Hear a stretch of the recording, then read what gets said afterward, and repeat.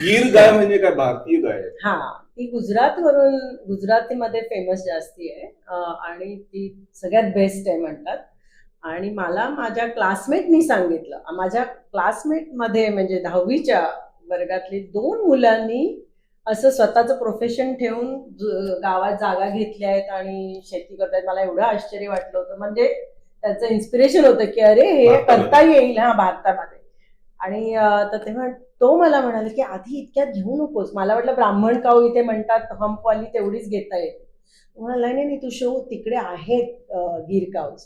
म्हणून मग मी त्याचा शोध घेतला की त्या गुजरातवरून ब्राझीलला गेलेल्या आहेत आणि ब्राझीलच्या लोकांना त्यांनी एवढ्याच अटीवर दिल्या की आमच्यासारखं सांभाळायचं म्हणून. आणि तशा त्या मेक्सिकोला येऊन US मध्ये येतात आणि US वरून कॅनडा आणि पुढे जातात. तर मला तसा एक माणूस डॅलसला भेटला की जो मेक्सिकोवरून आणतो. नेमकं तो कोविडच्या आधी जस्ट मिळाला आणि कोविड झालं, त्यामुळे त्याला नंतर परत आणता आलं नाही. That was the last batch. मला एकच जोडी मिळाली. बाय द टाइम मला जागा मिळून माझ्या हातात यायला एकच जोडी. नाही तर माझं असं होतं की 2 गाय गिर काऊज आणि त्यांची बाळ अशी घ्यायचं, पण एक मिळाली. म्हटलं एक तर एक, देवाने एकावरती तर कृपा दिली आहे, त्यामुळे म्हणजे so that's how we started. आम्हाला डॅलस वरून मिळाले. आता त्याची बाळ आहे, ती गेली समाव. पण म्हणजे मला असं वाटलं की ती पण एक कृपा झाली, कारण ते थोडे वाईल्ड असतात, कारण त्यांना आपल्यासारखं वाढवत नाहीत. गाय म्हणजे कसं आपलं दैवत आणि आपण सगळं तिला पाठीवरून हात फिरवणं, असं तसं नाही. ते त्यांना आपली 100 एकर आहे, ते गाव आहे, त्यांचं ते बघतात वगैरे असं असतं. तर ही माझं बाळ झालं, कारण आई गेल्यामुळे मी तिला 2 आठवडे घरात ठेवलं वासरूला.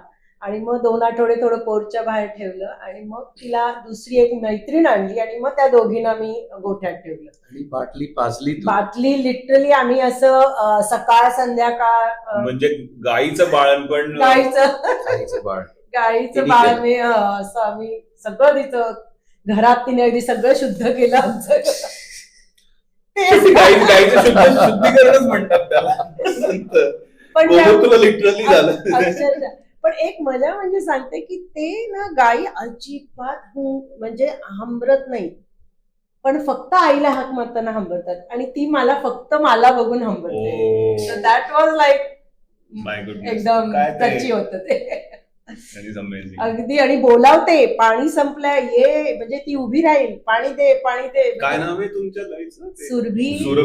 ती म्हणजे माझ्या कमलाची मुलगी. आणि तिचा मोठा मुलगा तो ओम, तुम्ही तो 2000 पाऊंडाचा आमचा बैल बघितला, तो 4 वर्षाचा आहे.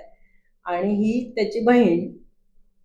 पण या सुरभी, आम्ही सुरभी हवन केलं. एक कपिला तिला आम्ही बाहेरून आणली, हा मैत्रीण, कारण ती एकटी कशी राहणार. आणि त्या दोघींना आम्ही 6 वाजता बंद करून टाकायचो आतमध्ये, की कारण इथे आमच्याकडे हंटिंग एरिया आहे, तर कोणी पण उड्या मारून येऊ शकतं. तर त्यामुळे आम्ही त्यांना 6 वाजता जेवण दिलं, दरवाजा बंद, तुम्ही बाहेर यायचं नाही. सुरुवातीला, आता जरा मोठ्या झाल्यात, आता बाकीचेच घाबरतील, त्यामुळे आता मी तिला त्यांना ओपन सोडतो. तुम्हाला जायचं तर आज जाऊन झोपा, नाही तर बाहेर झोपा.